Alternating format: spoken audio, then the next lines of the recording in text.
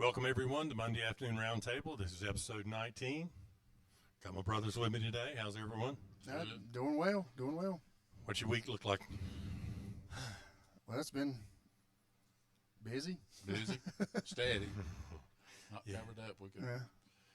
And we missed last week, I think. Yeah. I was out of place. We were all working on caseload, so we missed a week, so apologize for that. But today, Back. yeah, we're back. And I see we've got how many people on our Facebook page now, Tim? Over 900. Wow, Yeah. that's good. Keep signing up. I hope everyone joins because that way you can keep up kind of what. But we've neglected to put a lot of photographs on that we need to, and we're going to do that. We just haven't. We just hadn't had a chance. I want to interrupt you. I want to give a shout out to Lisa and Tammy, our cousins. They've invited people on behalf of the From Texas and South Carolina. Yeah, Yeah. on the Facebook. So if you want to invite people to join, be sure to do that as well. And our friend Tanya Ledford at the bar, she's got a lot of people to join Oh, on good her deal. account. So, All right. and the more we get, the better. And we want our listeners to give feedback Yeah. as well. Good, So- bad, or indifferent. Yeah. And last week, too, also gave Garrett a short break with his job, his full-time job right now. They're in their 7-day-a-week time frame, so he's covered up also. He's working probably 60, 70 hours a week, He if is. not more. And he manages the greenhouse, and Yeah, and we got that time Mark of year. and Tasha behind the cameras today, and they'll take some still photographs of us today, and maybe we can put those on. That'd be good. And then I'd like to put photographs with the whatever topic we're discussing. We can put those photographs on as well. Yeah. So anyhow, looking forward to today's episode. We're going to talk about the Alex Murdaugh case, which is a case that's going on as we speak. Yeah, they're doing the closing arguments Yeah. right now. Right now, We were in the conference room earlier looking at listening to the rebuttal of the closing arguments by the prosecutor. And it's interesting to hear this case with all the dynamics about the case, the wealthy family. And Jason, you know a little bit about the history of this Murdaugh family. Yeah, Tell us about it. this Murdaugh family, it seems something almost like out of a John Grisham novel. Well, I'm sure it'll be a movie. They're a legal family that's been around in the legal business in the low country of South Carolina for over 100 years. They started with Randolph Murdaugh Sr., who in 1910 graduated from the University of South Carolina Law School. He founded a one-man law firm in the town of Hampton. From 1920 to 1940, he was the solicitor or the district attorney for the 14th Circuit. The 14th Circuit is the largest district of prosecution of South Carolina. Spit it out.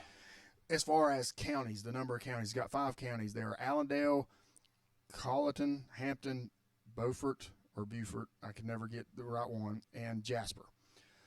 It's Beaufort, South Carolina, and Beaufort, North Carolina. Yeah, All right? Okay, yeah. okay, In 1940, Randolph was killed in a collision between his car and a train. At the time, he also ran the local daily newspaper, the Hampton County Herald. Which is sort of unusual. Yeah, I think it's odd. And it's not an official conflict of interest, but it's He can print what he wants, basically. yeah. So it can. he controlled the press. Yeah. So after he died, his son, Randolph Buster Murdaugh Jr., was solicitor from 1940 to 1986. He ran unopposed except for 2 elections. In 1956, he was indicted by a federal grand jury because he warned a bootlegger to move a liquor steal before the police started investigating. He was acquitted. 1986, he retired. In 1998, he died. After his retirement, his son, Randolph Murdaugh III, became solicitor. He ran unopposed in every election. And just for our viewers, the solicitor in South Carolina is like our district attorney. Yes. Same, is that correct? Yeah, Okay. state prosecutor. Okay. He had a wife named Elizabeth Alexander. They had 3 sons, Randolph IV, or Randy, Richard Alexander, or Alex, the topic of our conversation, and John Marvin. In 2006, he retired. 2019, he was awarded the Order of the Palmetto by Governor Henry McMaster. On June 10th, 2021, he died, which was 2 days, 2 days after the killing. All right. Our main person, Alex Murdaugh, is Richard Alexander Murdaugh. 1990, he graduated from the University of South Carolina. Then in 1994, he graduated from law school there, joined the family law firm. He also volunteered part-time for the 14th Circuit Solicitor's Office. Again, to me, that seems like a conflict of interest. As a volunteer. Volunteer working for the state while making a career as a defense or which gave him access probably to criminal records, different things that the prosecutor was going to use in the case. Oh, yeah. And then I think their forte was personal injury. Yeah, we'll get to that in a Okay. second. Yeah. His wife is Margaret Kennedy Branstetter, or Maggie. Sons are Richard Alexander Jr., who goes by Buster, and Paul Terry. All right, let's talk a little bit about the family law firm first. It was known as Peters, Murdaugh, Parker, Eltsroth, and Dietrich Law Firm. It made its success in the early 2000s. They exploited a South Carolina law known as a forum shop, which means, or a prosecution. You search for a positive location or venue for your trial. It allows South Carolina residents to file a suit in any county in South Carolina in which an out-of-state company owned property or conducted business, regardless of where an accident took place. Judge shopping. Judge shopping, yeah. And this law was later removed after they exploited it so much. It was a strategy by the law firm and led to the 14th District being named the third worst quote-unquote judicial hellhole for defendants by the American Tort Reform Association. They made their name on a large CSX transportation case on a personal injury. Which is unusual in the fact that the matriarch, or One of the matriarchs. not the patriarch of this family, was struck by a train in a car. Mm-hmm. And most likely it was probably CSX, because that's the only train that runs that route for the most part. The law firm became known as the house that CSX built. After this, potential companies avoided having or doing business within the circuit specifically, but even in the entire state of South Carolina, which cost millions, if not billions of dollars. After Murdaugh was charged, the firm changed its name to the Parker Law Group. Here's some other things about the family. In 2015, I'm just going to go over this briefly because y'all may know more about I'm just going to hit the high notes. The killing of Stephen Smith. Stephen was a classmate of, I believe it was Buster, and Mr. Smith was openly gay. He died from blunt force trauma and found on a roadway. They declared it a hit and run with no suspect and no arrest. However, from what everybody's saying, it didn't really appear to be a hit and run. It's been speculated that Buster and Smith had a gay relationship. In 2021, in the month of June, SLED reopened the case after the murder of Alex's wife and son. On February... Yeah, it reopened the murder of the Smith. They found evidence during the homicide investigation that helped them reopen. Okay, gotcha. Another crazy thing, on February 2nd, 2018, the family's housekeeper, Gloria Satterfield, suffered severe injuries, and later died on February 26th of that same year. There was no coroner or autopsy conducted. Alex, who told investigators he was not at the scene, arrived prior to EMTs arriving and said said his dog caused the fall. Is what he was told by her. And she fell on the front porch, hit her head supposedly. Yeah. And then said that she tripped over the dogs. Yeah. Which they had a lot of dogs on the property that run loose. Yeah. Based on the reports. Now, the sons of the victim, Miss Satterfield, and the Murtaugh family had accidental insurance or death insurance on her. The sons of her were awarded a large settlement, which they have yet to receive. $4.3 million. Yeah, and Alex Murtaugh, Chad Westendorf, and Corey Fleming were charged with conspiring to steal the $4.3 million insurance Which policy. they did. Yeah, so that's very shady. In June of 2022, after the murder of the daughter or the wife and son, this case was reopened. All right, February of 2019, Alex's son Paul was arrested on 3 felonies involving a boating accident in which his classmate Mallory Beach died. She was 19 years old. 19 years old. Paul was under the age of 21 and had a blood alcohol content of 0.286. Which is 3 times the legal limit. Yeah. When he was arrested, he was given no field sobriety test, no jail. Wonder why. No handcuffed, just brought in front of the judge and released. The judge denied prosecutors' request that he wear an alcohol monitor.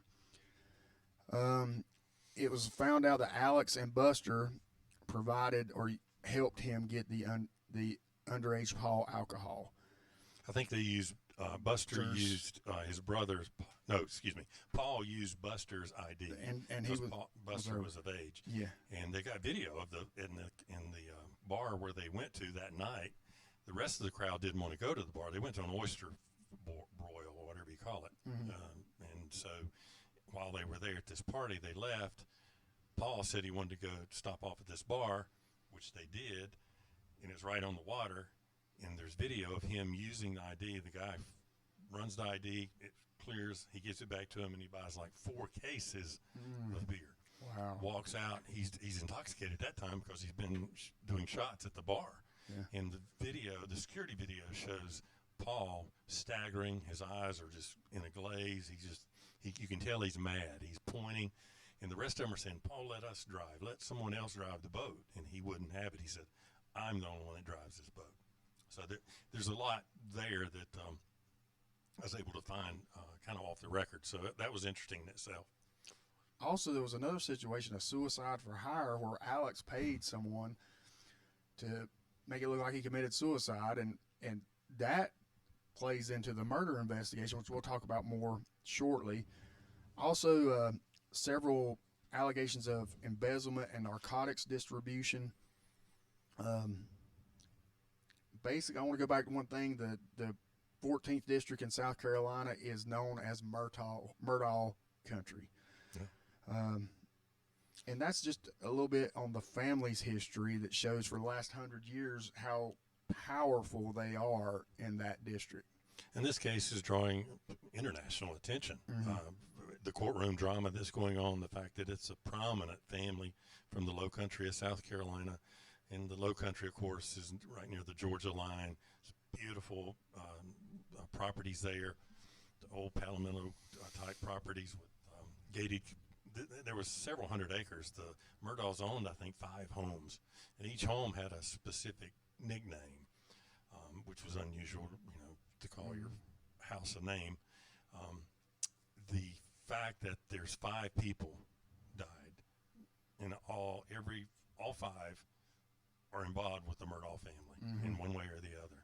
So there's just a lot of smoke there, Tim. Very lot of smoke. And he's only 54 years old. He appears older on TV. Well, he was hooked on opioids. He had an opioid addiction to the point where he was taking several a day.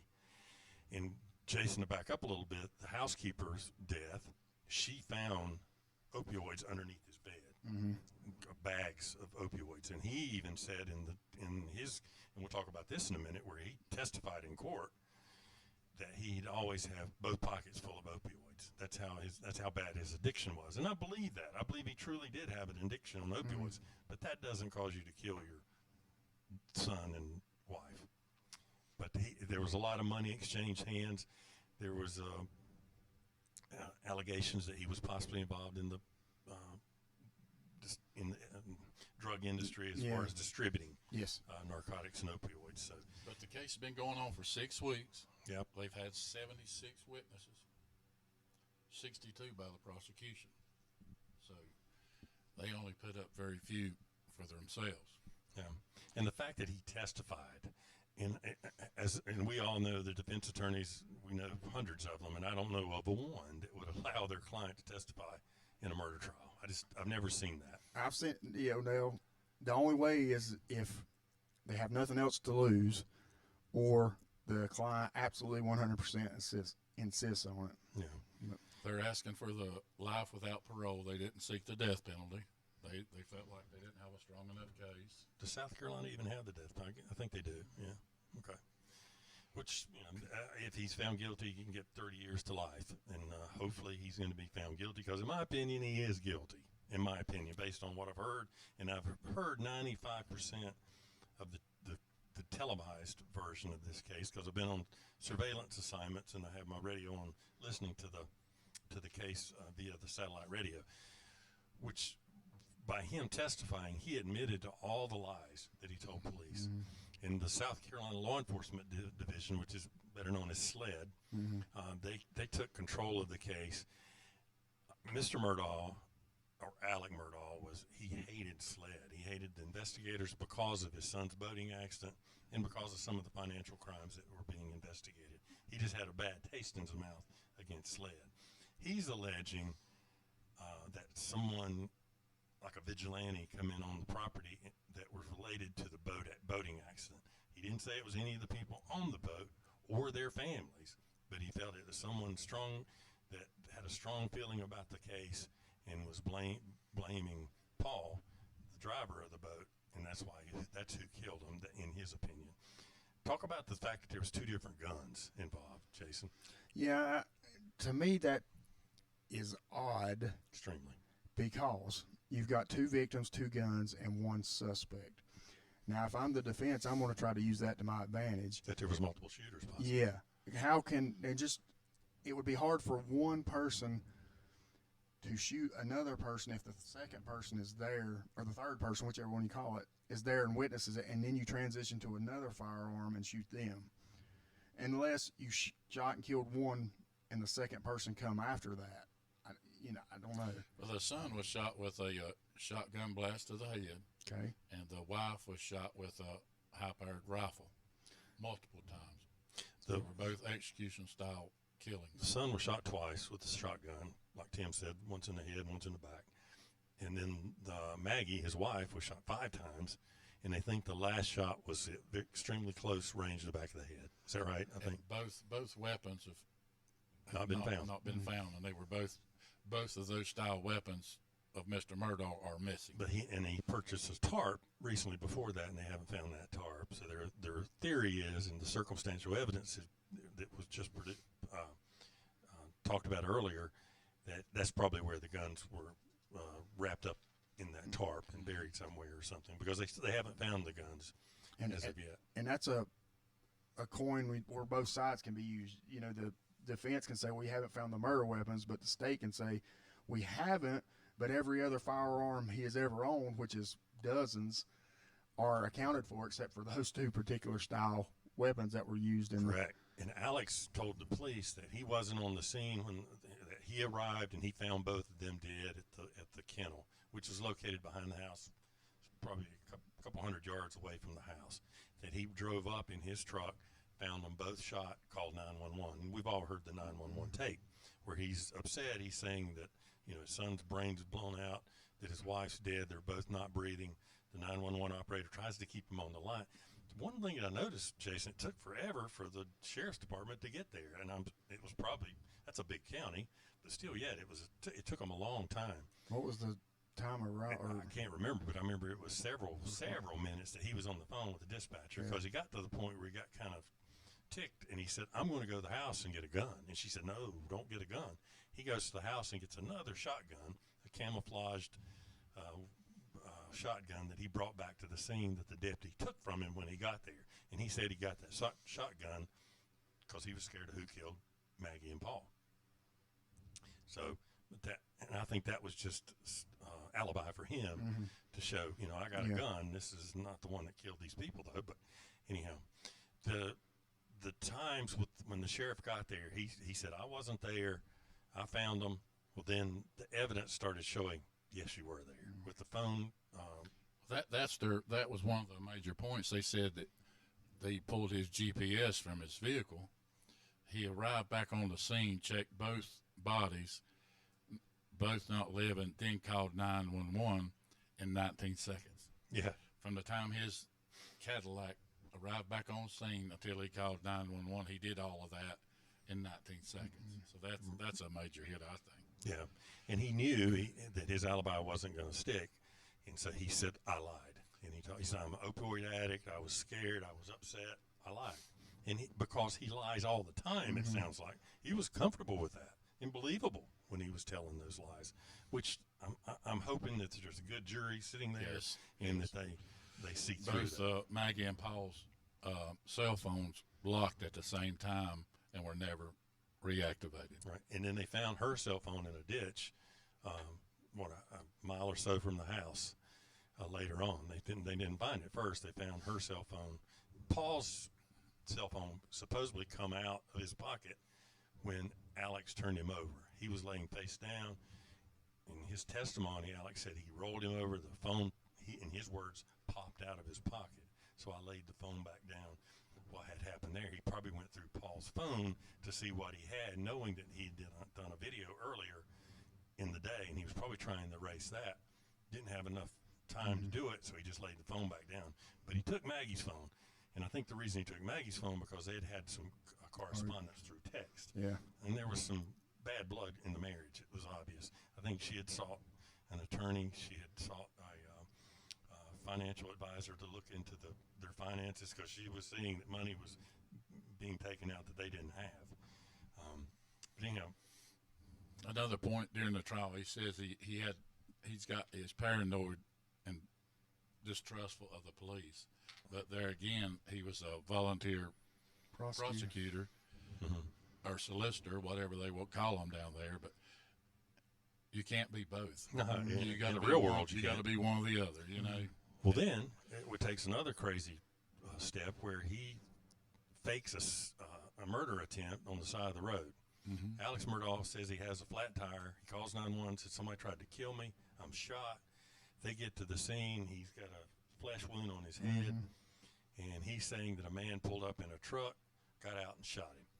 And he later told, well, that was fake. I was trying to get Buster my $10 million life insurance policy. Did the son, not the son, but the guy that actually shot him that he paid so much money to, was he the one that came forward? Yes. So that's how that broke. Well, they found him. They figured out who it was, and they went to him. I can't remember his last name. I got it written down here somewhere.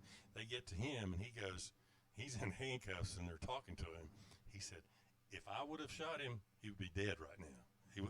He's saying that Murdaugh shot himself, and he did it in a way that it wouldn't hurt him bad. But there was a lot of blood. They fly him to Savannah Hospital, but they wouldn't tell the media where they took him. Had it been you or I or Tim, they would have said, they'd have said exactly where we were. They were covering for him, making it sound like that there was an attempted murder. But it was like a dominoes. They all were coming down at one time, which I found unusual, the fact with the suicide. And Tim pulled out that this same guy that supposedly that he hired to kill him, that there was a lot of checks going to him in the amount of close to $10 million per check. 10,000. Excuse me, 10,000. And it ended up being close to $400,000 or $500,000 this guy was getting. And I'm like, Tim, that's opioids don't cost that much. So I think they were either distributing, like you said, or this guy was involved in the murders in some way with Maggie and Paul. So, and he had Alex had nicknames for everything, and if you saw some of them during his testimony, he called Paul.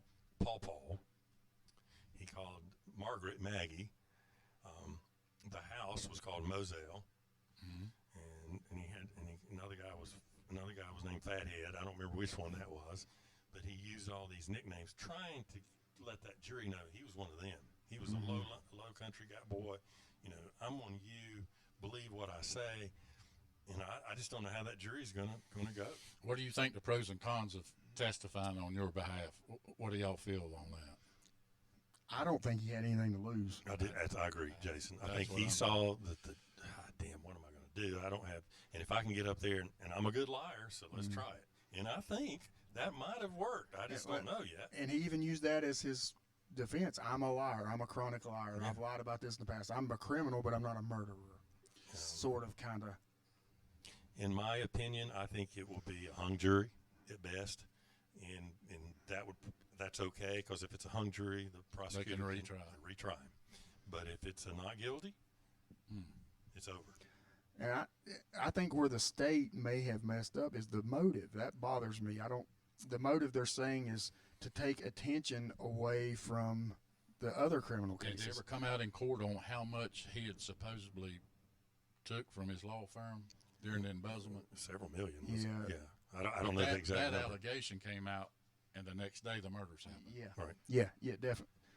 And the defense attorney even brought the very little I've watched. I've only watched probably 30 minutes altogether, and I caught one snippet where the defense attorney said, well, if he murdered his family to take such and such, the investigator, off of his back, it worked. But why would you do that? I think for him to get on the stand, his thing was to tell the jury, I did not kill my family. I lied. I stole millions from a law firm, but I didn't kill my family. And it planted that seed Yeah. in the juror's I mind. think he's definitely guilty, whether he pulled the trigger or had somebody do it. Yeah. But I think he has planted a seed enough where he might be found not guilty. And he, on the stand, Alex Murdaugh said that he was a privileged young man, that he got everything he ever wanted, and he never wanted for anything. But that opioid addiction caused him to do a lot of things. And so he had to pull money out of I'm assuming he pulled it out of the trust account, because it's the hardest money to, I guess, to keep up with, or easiest they can move it. And so I don't know It's how long probably it not took. regulated or checked as much as the Well, it happens monthly. frequently, yeah. But And I don't know that for sure. Just that's what I'm thinking. and the show, it's been on Netflix and HBO. Do you think that helps or hurts the prosecution? I want our viewers to look at that Netflix. It's a 3-hour miniseries, and it starts out with the boating accident with the 19-year-old girl, and how all the friends or everybody on the boat's interviewed during that Netflix, and they did a great job. I mean, they were direct in their questions. These were all entitled little girls and boys that were involved in this. They weren't. They weren't They no didn't grow Monday. up like They weren't us. no Monday boys on the boat. Were they? No. And so, but anyhow, they were good kids. You can tell they were all went to school together. And from all accounts, Paul was a pretty good kid until he started drinking. Yeah. And he had a terrible drinking problem. But his mom and dad let him drink. There's video of him at parties at the house with his mom and dad there, where they're letting him have mixed drinks, shots, beer, and everything else. So it was just a way of life for him. And the fact that when he crashed that boat, all the witnesses on the boat, all the survivors, said he pushed the throttle all the way down and was mad because they were trying. And so he hit the bridge embutment, or the pylon under the bridge. Everybody goes out of the boat, and the young 19-year-old girl was killed. She probably hit and she drowned. They found her 7 days later, if I'm not mistaken. So, but that was tragic in itself. That case, I guess civilly, is it still on the civil case for that? I'm sure it is. I mean, according to the records, he's still facing 99 financial crimes, Yeah. 99 charges. He's been disbarred, thank goodness. But Yeah, and the one person that I think they should pay more attention to that during the television portion of this trial is Buster, the oldest son. Yeah. He was expelled from University of South Carolina Law School for plagiarism. yeah, And that's where all the attorneys, most of them in this family, that's where they went to school. He went to another undergrad college there in South Carolina, and then got accepted in law school at the University of South Carolina, where, when you start copying other people's work, that's a no-no, especially in law school. So he was, and it probably wasn't the first time. And Jason, you mentioned Smith, the young man that was killed, the Smith, by the hit and run, or whatever they think was the murder, but it was ruled a hit and run motor vehicle accident. He went to high school with Buster and did all of Buster's work to help him in school. And so the rumor is, and allegations were, that he and Buster had a relationship of some sort. And back, just reiterate on the scene there, you were talking about it before we went on air, how Mr. Smith was wearing boating shoes and was not, we've all seen people hit by cars and they're knocked out of their shoes most of the time. he had on 99.9%. slip-on boating shoes. Yeah, so Supposedly he had run out of gas, and he had called Buster to come help him. And they found his car with the gas tank open, and they found him several miles away on a rural paved road in South Carolina, about 10 miles from the Moselle residence that they called, where the murders happened. And he was lying in the middle of the road, lying on his back with a severe head injury, but he didn't have any lower extremity injuries. His shoes were still on, and every road hit rash. and run or pedestrian crash, they're coming out of their shoes. yeah. And that just didn't happen. So I think someone I think murdered him, and they're looking into that that case as well.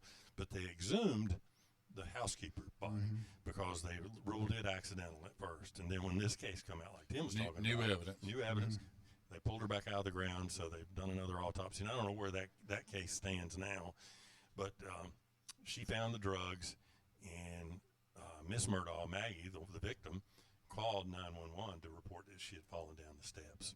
Just a lot of people die if you know the Murdaugh family, or if you cross them in any way. It's money, greed, and drugs, basically. So it should be going to the jury any minute now, if it's not already. Yeah. And I predict 2 days. Do you think it'll go into Monday? Yeah. Well, they had a weekend to think about it. They went home this weekend, and pretty much all of it was at the end of Alex's testimony. So most of them have their mind made up, I think. But it only takes one. It only takes one juror to say, And I'm not sure. the jurors visited the crime scene. That's a rarity in this day and time. Unusual. And the judge allowed it, and I didn't think that he would. And I don't know how that would help other than because there was 8x10 glossies, I'm sure, portrayed on that computer in front of that jury stand that they saw. So I felt that was a little unusual. I don't know if that helped or hurt the case. I don't either. I hope that the prosecutor in this case used jury science or a jury consultant to help them pick the jury, just as they did in the O.J. Simpson case, which they lost. But I think that it was over their heads in picking a jury for this type of trial. And so it's up to them. It's up to those 12 jurors to determine the guilt. And the prosecutor's office was doing a rebuttal closing, talking about beyond a reasonable doubt. And it's not beyond an absolute doubt; it's beyond a reasonable doubt, and that's the hardest part for like you said, both sides to get through that juror's head.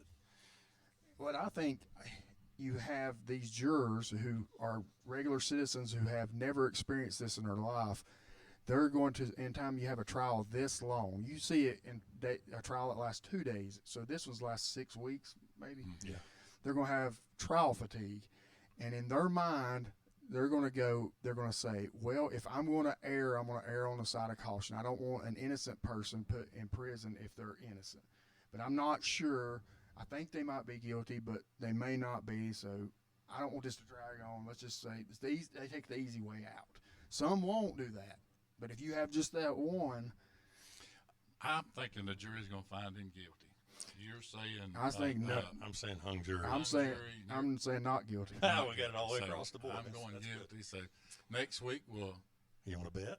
We'll Let's bet $5. I can handle that. $5. Okay. We want your comments. What you think? He's guilty of sin. I believe he's No, guilty. I think he's And guilty. I think he's guilty the too. jurors that were picked from that area, which is everybody, if they don't know him, they know the name. Did they get a change of venue? I don't think so. Yeah, I don't know. But I don't know either. they're going to know that name, and I think the good people of South Carolina are going to We can only hope. do their due diligence and do their work. Just for the record, I think he's guilty. Yes, I do think that. Somehow, he might have not have pulled the trigger, but he was involved in either instigating or paying somebody to do it, or he did it himself. Yeah. I agree, but that's up to the prosecutor to prove. And That's the judicial system we have, and we'll go with it.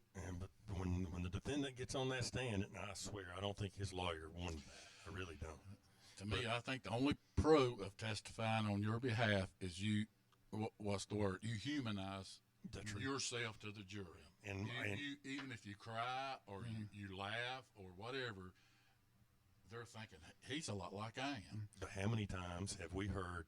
Well, he didn't get on the stand and testify, so I think he's guilty. Yeah. Yeah. We've heard that so many So times. now they're going to say, well, he wouldn't have got on the stand if he was guilty. Yeah, true. And I think what he did in their strategy is, all right, this is what's going to happen. You're going to sacrifice. You're going to be guilty of all these other crimes. You're going to have to take that and admit to that, but we're going to get you, by you saying you're not guilty, it might help you from getting convicted of the murder. Right. I'm recommending to everyone to watch the Netflix series because it nails it. They do a great job in putting all this together like a puzzle. So. And you mentioned one thing that they show on the Netflix more evidence that was not admissible in the trial. Right. So it even there's more stuff that the jurors will Didn't not see. Right. And that may come out later on. Well, this Netflix series, a juror may have saw that or whatever, but that's to be determined. Now, each one of those jurors is going to have a story to tell. Oh yeah. Yeah. And There'll be a lot of books and a lot more movies. Yeah. I'm sure. And a lot more trials. He's facing 99 more counts of crimes. In a related note, in your careers, have you seen in the jurisdictions you've worked? Have you ever seen something similar? Not murder per se, but public corruption of some sort with powerful people. And I'm sure we all have, but I've never seen anyone found not guilty. Yeah. It's usually a lesser offense, and they plead guilty where they won't have to go to trial. That's it. They usually are smart enough to know, hey, I had no. I don't know if he was offered a lesser offense. I don't think he was. Probably not. And I don't know what the judge's instructions are going to be. That's going to be interesting as well. How he may say you can find this individual guilty of first-degree murder, or he may even go down to manslaughter. I don't know what his instruction is going to be. So I'm waiting to hear. That's going to be interesting. Yeah. Anyhow, this has been a fun case to watch. We'll add on to this case in the absolutely. weeks to come because it's only going to grow. Yeah, and we want your opinions on this. What do you think? Because this is a lot of stuff, and everybody's going to have a different perspective. Right, and a lot of people's probably seen at least on the 6 o'clock news or 6:30 news about the story. So let us know how you feel, and we'll talk about it in a couple weeks. Well, we're going to have a last call here in a few minutes. So, anything else? Should do it. Hope everybody has a good week. Thank you for joining us. Monday Afternoon Roundtable. See you later.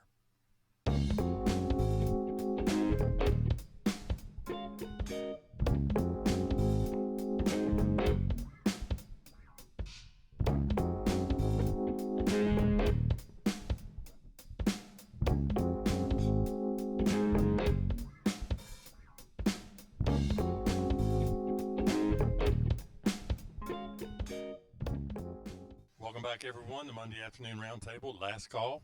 Last call. Favorite part? We got Mark with us today. Mark's the one that brought the Tim. Excuse me. Oh, Tim brought. Oh, I thought Mark brought it too. okay. It's the wild turkey. Not bad. I just bring the stuff in The wild This was turkey good. rare breed. Give a little bit about it. So the bold spirit of wild turkey is represented in every drop of this authentic barrel-proof whiskey. The original small batch barrel-proof bourbon, a blend of our 6, 8, and 12-year-old bourbon. This is, I didn't know, no water is added before bottling for an accurate sipping experience like drinking straight from the cask. And anytime you can get it that pure, then that's good. They said you're going to get a vanilla a feel when you drink it. They say it's best enjoyed neat or on the rocks, so we're going to do it on the rocks. This was recommended by some of our viewers to try. Okay. You're going to pour. Has anybody ever had it before? Nope. I've had wild turkey, but not, Yeah, I've not had- the rare breed. Not the rare breed. So I'm excited. Now, what's the proof on this, Tim? 116. 116. He hadn't got his microphone, but he's pouring. I shouldn't ask him. 116.8. It's a little stout. Yeah. We had a good show today. The 19th episode, we talked about the Alex Murdaugh murders. Extremely interesting, and we're going to have a follow-up because the jury's going out here in a little bit and going to come up with their verdict. We got a little side bet going on how the jury's going to find. So, anyhow, tune in and watch that episode. It's a good one. All right, let's do this. Wild turkey rare breed on the rocks. Cheers. Cheers. Cheers. Good seeing all of you.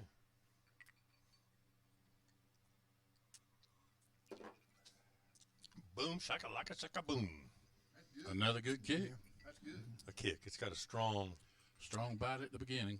strong at the beginning and the end. I can feel it going all the way down.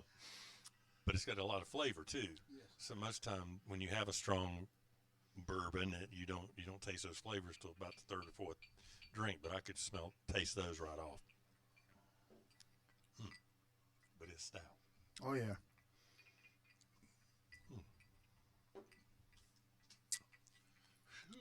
Tosh, you're missing out on this one.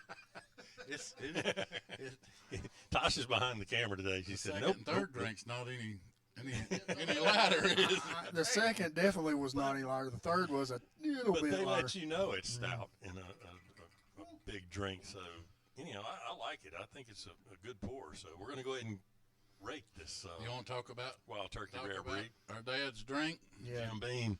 Yeah. That was his favorite drink, so we putting him there today. You still drink Jim Beam, some, right? Not much. What do you drink? George Dickel? And this is the. That's a cowboy liquor. Yeah. It's 4 years since he died. Today's his death date. Yep. So, It sure is. so that's why I put this it out there. This is the pep. Yep. I want to tell y'all a little thing, and every year since, and it just may have been coincidental, but the day he died, I noticed, and I never noticed stuff like I don't pay attention to stuff like this, but the dogwoods had bloomed, Yep, I sure did. and I remember seeing that on the way, and I was like, well, that's neat, you know, it's kind of early in the year, and every year since then they bloomed early, and they may have bloomed, yeah. But every time I see a dogwood bloom, it makes me think of him. Yeah, And that's I'm cool. like, he's still, It's pretty cool. you know, he's with us, and you know, it just reminds me of him. And they say if you see a cardinal, that's just the spirit of one of your loved ones visiting. And I've seen Yeah. a bunch of cardinals Oh, yeah. lately, so that's pretty cool. So anyhow, what do you say about this Wild Turkey Rare Breed, Tim? 1 to 10. A little too much kick for my liking. I'm gonna go a 6.5. 6.5. Mark? I'm gonna do a 7 on it. Mark goes a A 7. little strong, but not bad. Jason? I'm going to give it a 7.5 just for this. As far as just a sampling as a one drink pop, I think it's good. If I was wanting to drink 2 or 3 of them, I wouldn't give it a higher rate. You know what I mean? It's not it's a one, let's just hang out for a drink. It's perfect for that. Yeah. Celebratory type drink, yeah, just the- like we're doing today. The taste But is great. it's got a lot of flavor. Yeah, it's just, More it flavor does than got I a kick thought. to it, though. I'm going to give it an 8, which is low in my book, but it's good. And so the Wild Turkey Rare Breed, highly recommend it. How much does it cost? You don't remember? No. Less than 50, more than 50. More than 50. Less- But this is the less this, than 100, more I than think 100. this is the last recommendation, so we need new people to give Yeah. us recommendations on what to. No, there's a couple more we haven't done. We haven't done that. Is it Weller? No, what is it? No, we haven't done Weller. You're correct. We've done one Scotch, I think, is all we've done. We had a couple Scotch drinks, blends that are on the website. We got 900 members now, which is Yeah. pretty cool. Today, yeah. Members. So Share. let us know what you like and what you want us to test, and we'll go from there. Which, again, this is a fun part of our episode. And I'm glad you brought Daddy up today. That's pretty cool. was It's good, wow.